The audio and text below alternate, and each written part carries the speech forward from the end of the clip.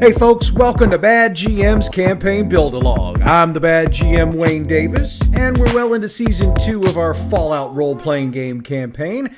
So grab your notepad and follow along as we build another scenario for our group of wasteland survivors. And if you still need a Fallout game book, check out your local game or bookstore, or hit up the Modifius Entertainment website. That's MODIPHIUS.net. All right, before we get into anything else today, I wanted to apologize for there not being a new episode last week. I mentioned that issue when I dropped the notice about that, so I'm really not going to expand on it here. I did want to thank everybody who reached out, and I can assure you I'm doing much better this week. And as I promised in last week's announcement, you're getting 2 episodes this week, unless you're listening to this on the YouTube channel, in which case you're only getting 1 show because I'm keeping us on our regular rotation. And I am sorry about that. But I am cooking up a couple of YouTube exclusives that should be up by Monday morning, so hopefully that'll make up for it. Now, let's get on with the show. And as you know by now, we can't build new stuff until we cover what we built 2 weeks ago. This isn't going to take very long. 2 weeks ago, we finally had our group head to Ladue to take out the facility Tucker Malloy and Jackson Denman had been rumored to be hiding out in, and where they were also rumored to be creating a weapon to use against the group. It turned out that both of those things were true, though they didn't get to kill either Malloy or Denman, and the nuke they saw had actually been filled with confetti. They heard a female's voice informing them that she'd taken care of the 2 men, and they were able to confirm this after the message by checking a closet in the laboratory of the abandoned vault the men had holed up in. The voice also made it clear that so long as the group didn't come after her, she wouldn't be coming after them. Afterwards, the group took a moment to celebrate their victory and began to wonder what their next step would be. Now, before we start building this week, I do need to note something. I got several emails after the show 2 weeks ago noting that the way we wrapped that up sure as heck felt like the end of a campaign. Now, that wasn't my intention, but if you and or your group has had enough Fallout for now and you'd like to either end it or pause it to play something else, that would be a good point to do so. I'd still level the characters up as we wrote it, and I'd leave it with the ending we wrote as well, because your group would be heading back to their base of operations to discuss what's happening next. It is a bit neat and tidy, but I think sometimes we like neat and tidy for our wrap-ups. Like I said then, though, we're not done with our campaign. The idea from here is to wrap up Act 2, throw a few nuggets in there for the start of Act 3, and then in a couple of weeks, start Act 3. So I've kind of explained it, but you know what? The heck with it. Let's just go ahead and build. We'll pick up a few days after the end of the last session in game time. The group should be relaxing a bit and healing up from the combats they've been in recently. This would also be a good time for them to upgrade weapons and armor, as well as work on chemicals and any other creative things they'd like to do. If they've got the power armor from the Garson base, it's probably going to need to be repaired, since the last combat should have torn things up pretty badly. They'll also have time to shop for gear and ammo, so if you want to run them through that, please do so. Now, I said all of that to say this. The group should be healthy, well-rested, well-equipped, and ready for some action, and that action is on the way. Mackenzie Cook will approach the group one morning. She doesn't have her dog with her, and she's not in a very good mood. The group should offer to let her inside if they're in their base of operations, but if they don't or they don't think of it, so long as they're meeting in a semi-private spot, all is good. She'll report she's had several run-ins with a group of raiders who've crossed the Mississippi River to raid across the northern part of the city. She's exchanged shots with them numerous times, and the various raider gangs and other security teams up there have as well. There have been a number of deaths and thousands of caps worth of items and materials stolen. She also reports that during the most recent incident, her beloved dog was killed in the crossfire. Now, she's there to ask for the group's help. She notes that she's way underpowered and way outnumbered in this case, and the Missouri Patrol has agreed to only work within the state boundaries, and crossing the river technically doesn't fall within that. It can be argued that following the raiders across the river because of the attacks on this side would be okay, but the fact that she doesn't have the manpower or the firepower to go after them is definitely a legit reason. And yes, she is openly upset and angry about the death of her dog, specifically because, in her words, when they couldn't drop me, they targeted him. Poor boy never stood a chance.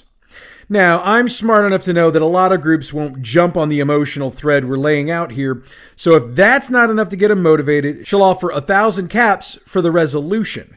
And she doesn't care how they resolve it. She just wants the situation resolved. She doesn't have much to give the group in the way of intel on the raider group, but what she can tell them is the only way to cross the river into the city is across the old McKinley Bridge, which is on the north side of the city, and it ends in the old city of Venice on the Illinois side.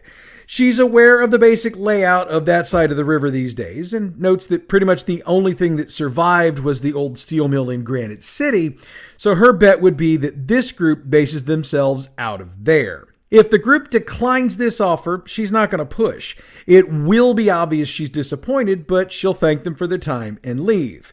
If that's the case, we really don't have anything else for them to do this time around, so you'd have to either use something we've created previously but they didn't do, or come up with a side quest of your own to send them on.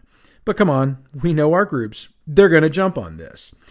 They'll probably want to try to get some more intel on the Illinois side of the river. Chances are good that none of them have ever been over there, so they'll need to reach out and try to figure out what's what. Victor may be an option, or they can use any of their other contacts. Regardless of who they check in with, they really can't get any more information than what Mackenzie Cook could give them. The reason for that, and you can decide whether you want to share this with the group or how much you want to share, is that none of their contacts do business on that side of the river, and that's mostly because there's not a whole lot of anything on that side until you get around the Springfield area. So basically, there's no money in it. That means the group is going to need to formulate a plan of their own, especially when they consider the fact that if there's not a lot of business going on over there, that usually means there's not a whole lot of people out there to deal with the various creatures that tend to roam free. They also need to decide when they want to make their way across the river. They can figure pretty easily that they can make the walk from Diamond Pass to the steel mill in about 2.5 hours. And that would be, by the way, if they don't run into anything along the way. So depending on the time of day or the mood of your group, they might decide to get up early the next day and hoof it on over there. Or they might decide they want to leave immediately and plan on searching for a place to camp out if need be. And between you and me, regardless of when they want to go, they're probably going to have to camp out. So just be ready for that. The trip through the north side of the city will be uneventful, though we should be pointing out that it's almost too quiet. They'll come across the bodies of some dead raiders as they move along, and it'll be obvious from the state of the bodies that it's been several days since they died, which would match up with Cook's report from earlier. Now that brings us to crossing the McKinley Bridge. Now, if you've played any Fallout video game, you know that bridges in the game aren't very good. I mean, it does make sense. Numerous bridges were either severely damaged or flat out destroyed in the bombing. But there were a few bridges that survived the bombings with a minimal amount of damage. That being said, we also know they've degraded badly since there really isn't anyone out there taking care of the roads and bridges. What complicates the issue with the McKinley Bridge is that when you drive onto it in the real world, you start by going onto a ramp that leads over the riverfront and across the bridge. And without the ramp, getting onto the bridge would be practically impossible. So we have to finagle this to keep the ramp together in some way, shape, or form so we can use that bridge. The ramp and the bridge are both 2 lanes, so you've got a lane going east and one going west. Let's just set it up with some big holes in the ramp at various places, as well as the bridge, and note it in great detail, pointing out that they can see where the rebar can be seen and that the concrete on the edges looks worn. Give them the impression the rest of the bridge can fail at any point, which would be death due to the drop. Maybe even have the wind start to blow, which is really going to make the bridge creak. The other side of the bridge runs into actual land when it ends with no ramp. The road slopes down to a curve, so the group will come out on the old Illinois Route 3 in Venice. There's an old power substation that they can see off to the north and an old park to the south. Otherwise, there's a lot of old vegetation, and while some of it does seem to be fairly new, it's just got that creepy vibe. But they're not going to get much time to check out the scenery before the shots ring out. Have a shot for each member of the group plus 2. And no, they don't hit. And before we continue on that point, I need to lay out what we've got going here. I hinted a while back that we'd be bringing the Scorched to our game from Fallout 76. Regardless of what else I think of that game, that it absolutely sucks, I liked a couple of things about it, and the Scorched are at the top of that list. So what exactly are the Scorched? They're a variation on the Feral Ghoul. There's a big difference, though. They've managed to retain some of their basic intelligence, as they can use weapons effectively. That means we've got to either build a Scorched from scratch or modify the Feral Ghoul. I'm lazy by my very nature, so we're going to modify the Feral Ghoul stats on page 355 and 356. Here are the changes we're making. Give them a 3 in guns, change their total health points to 10, and raise their initiative to 11. Of course, that means we need to give them a gun. I think the combat rifle would be appropriate. The damage on one is 5 dice, and the rest of the stats you need are on the small guns chart on page 95. That also means we need to give them an attack, so it'll be body plus guns, which leaves the target number at 8. One more thing here. While the Scorched can use weapons, there's some argument as to whether or not they can actually reload them. I've played Fallout 76 a couple of times, and I don't think I've ever seen them do it. So whatever's in the magazine is all they've got to shoot. Once it's gone, they're going to swing the rifle like a club. We'll say the mag holds 15 rounds, and that's 45 caliber ammo. That's it. So let's get back to the build. Once the shots have been fired, we're into combat. Run it as you usually would, and note we're using 2 more than the total number of your group members. That'll probably make it a cakewalk for your group, but since it's the first time we're using them, I'd rather underdo it than overdo it. When it's done, they can start heading towards the steel mill. They're going to need to follow Route 3 for a couple of miles north, but they'll eventually have to cut east in order to get to the mill, and in our time, there are several opportunities to turn onto roads that will lead them that way. However, to keep this simple, I'm going to run this out one way. There's a point about 2 miles up the road where they'll be able to look to the east and actually see the mill. It's about a mile and a half away from them, but it is a straight shot.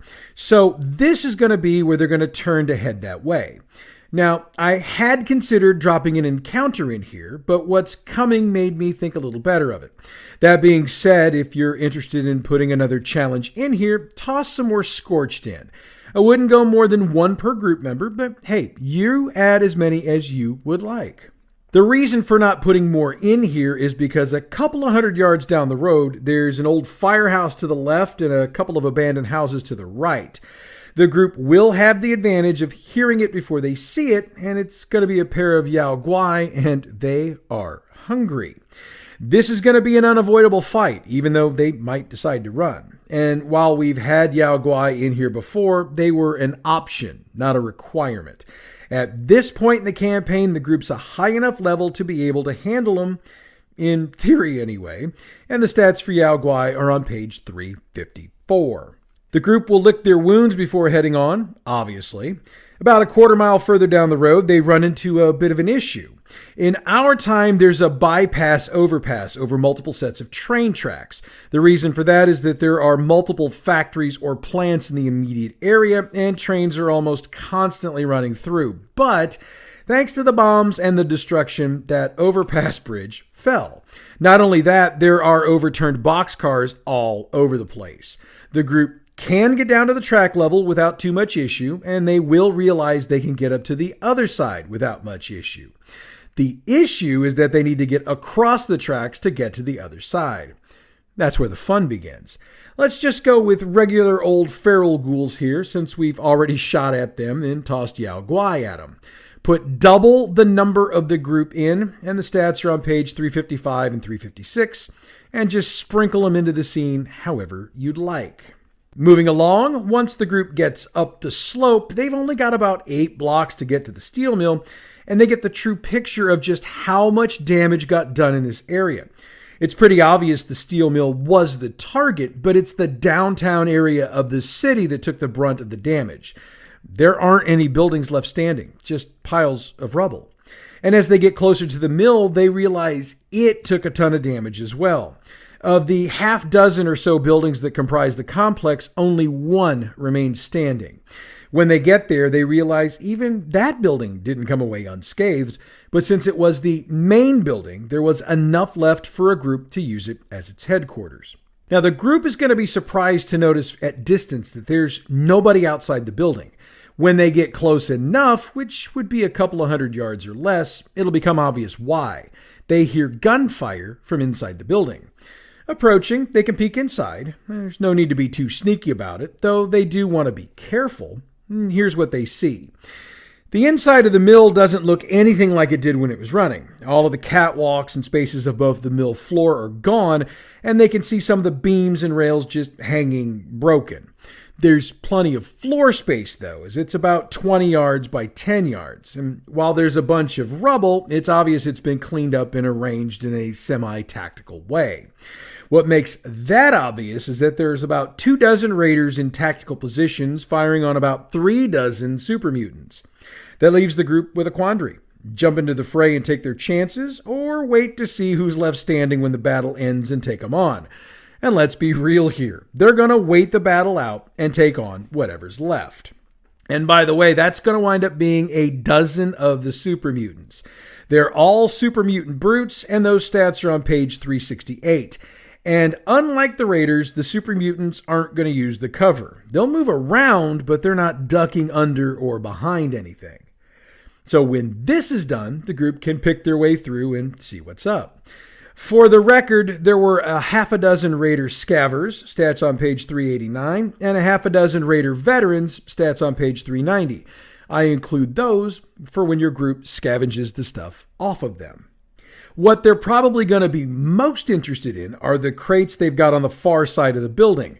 They've got somewhere in the area of 50 crates, though pretty much all of them are empty. Some of them are marked Garson Tactical, some are marked Jessup Chemicals, and some are marked iRobotics. There's a stack of them that's really going to draw the group's attention, as they're marked with the symbol Victor uses to mark his crates with, and the number of crates matches the number of crates stolen from his facility earlier. There's also a half dozen crates with no name on them, and when they check them, it's obvious they once held chemicals of some sort, though what kind and how much, they're not certain about. They also find a holotape. When they go to listen, the same female voice they heard back in the bunker speaks. My people have given you everything you've needed to secure your base of operations. That being said, your continued raiding of the northern part of the city has drawn attention to you that I cannot allow to continue, because it will eventually draw attention to my organization, and we can't have that. And the chemicals you stole from me have a purpose that your animal brain cannot begin to fathom. So consider this to be the end of our arrangement. Now, what the group should be getting from this is the woman, who they might have figured out by now is Jessica Denman, was using the raiders for something, but has apparently decided they're no longer worth it. And the chemicals should concern them as well, but they don't have anybody they can connect those with right now. That's going to make it time to leave, but by now the sun's starting to set. That leaves the group with a choice: camp out here or somewhere near here, or try to get back to the city in the dark. The smart move is going to be to camp here, and we're going to start with that. They can easily move things around to give themselves a bunch of cover, and we'll give them the evening without an encounter because we're just nice guys like that. If they decide to head on back, let's give them 3 encounters. Half a dozen Scorched would be the first, 10 Feral Ghouls would be the second, and 6 Mutant Hounds. Stats for those would be on page 349, and that would be the last encounter. Now, if we're going to be fair, they're going to also have these 3 encounters if they choose the head back in the morning option. So set them up regardless. Now, they might choose to go directly back to Victor, but they really should probably head to Mackenzie Cook. She's given them her location, and she'll actually be there when they get there. She thanks them for taking care of the issue and will look into any of the information they provide. In the middle of the conversation, Bruno arrives with a box with no lid. He says to her, "Mr. Victor heard about your companion. He wanted me to tell you that he realizes it might be too soon, but he wanted me to bring you this little girl as a token of his appreciation for what you do. Inside the box is a puppy, jet black, wide-eyed, and very rambunctious. Cook smiles when she sees it, thanks Bruno, and thanks the group. Now, if they do choose to head back to Victor, he'll explain he did what he did because one can never have enough friends. He'll also agree to look into everything the group found during their trip across the river. So, the group has accomplished yet another mission and can head back to their base of operations. And that's where we're going to bring the build to a close. But I'm not done with the program today. My group finally got a session in 2 weeks ago, so we need to recap it. And I know I'd usually do a recap of what we did the time out before that, but I got to be honest, it's been so long, I don't even remember anymore and didn't feel like going back to my notes. So let's just discuss the session we played. We began with the group deciding they wanted to head to iRobotics to look into who has been building the synths that have been attacking them recently. As we wrote this out months ago, there were identical twins guarding the door in three-piece suits and holding Tommy guns. They informed the group that so long as their weapons remain holstered, there wouldn't be any issues. They entered and eventually got their meeting with the boss. Now, I do need to note that I did this on the fly because I forgot to take my notes from the first act with me, so I called the boss Mr. Norris. Regardless, the group met with him in the conference room to discuss who's handling the production and where they might find them. Mr. Norris made it very clear that that type of information is the type he could only share with a customer, so the group began to discuss the cost of buying a single synth. Now, during that conversation, Scott mentioned casually that the groups had multiple run-ins with synths recently, and when that came up, Norris's demeanor changed, and it became obvious they weren't going to get anything out of him. I was actually getting ready to have him call for security, but before I could even get the words out of my mouth, Jim announced that his Mr. Gutsy was shooting Mr. Norris in the head. Needless to say, that took me rather off guard, but he made the rolls, so Mr. Norris fell over dead. But of course, the sound of the laser fire did draw in security, and the synth shot through the glass window looking into the hallway. The group dispensed of them in short order, then attempted to exit through the front door. They opened it, saw a huge batch of synths headed their way, then pulled the old Three Stooges bit of quickly closing the door and beating feet the other way. Jim did what is now called as the Kool-Aid protocol, which allows for him to bust through the wall to get him outside. And with that done, the group ran like the wind to the south and eventually lost the pursuing synths. They decided at that point to circle back to iRobotics and see what happened next. What happened next was a group of a dozen Garson tactical personnel taking computers out of the building and heading to the north. So the group followed them at a distance to see where they were headed. Now, I never considered the possibility of this happening, so I started working off the cuff, and that comes into play as we move along. I had the Garson guys take the computers to Tucker Malloy's house in Maplewood and went through the full description of what was going on. The group started talking about calling Max's character in. Max wasn't playing in this session, by the way, and have him bring the mini nuke so they could blow up the house, which they assumed to be Longsworth's, or as they call him, Colonel Sanders. This is where I had one of the cop bots drop by and inquire about what they were doing. They explained, and the bot informed them that so long as they weren't doing anything illegal on the street, what they were doing wasn't his business. He also informed them that the house was Tucker Malloy's, and that altered the group's plan. They asked the bot about who might be building synths, and he informed them about the factory in Brentwood, which we wrote up a couple of weeks ago, and provided them with the directions to get there. Around that time, Max arrived with the nuke and his missiles and his launchers.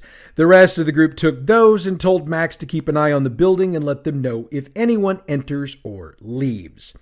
The group headed for the factory, and when they got there, I laid out the area just as we set it up. The group spent a few moments discussing how they wanted to handle dropping the nuke. Then all the group, except for Jim, started running to the west so they could get as far away from the shockwave of the blast as possible. Jim then used his jets to get himself up high enough to be able to drop the nuke, then glide down and continue to haul his metal tail away. The bomb hit as expected and blew up the building. I mean, trust me, 21 dice of damage is going to basically destroy a building. However, it did occur to me that there's a lot of stuff in there that's powered with fusion tech, which means that when the building starts to blow up, so will the fusion reactors, which meant that there was another big explosion, and I noted that that blast blew big chunks of concrete from the street all over the place. The group did manage to get themselves out of range and then work their way out of what would be considered to be the radiation area and presumably were headed back towards their base of operations. That's where we left off, and when we pick up on the first Saturday in September, the campaign's going to look a lot different than the way we wrote it up. But that's for later. We'll go ahead and wrap up the first show for this week. Up next, we're going to get our build moving along to the end of the second act.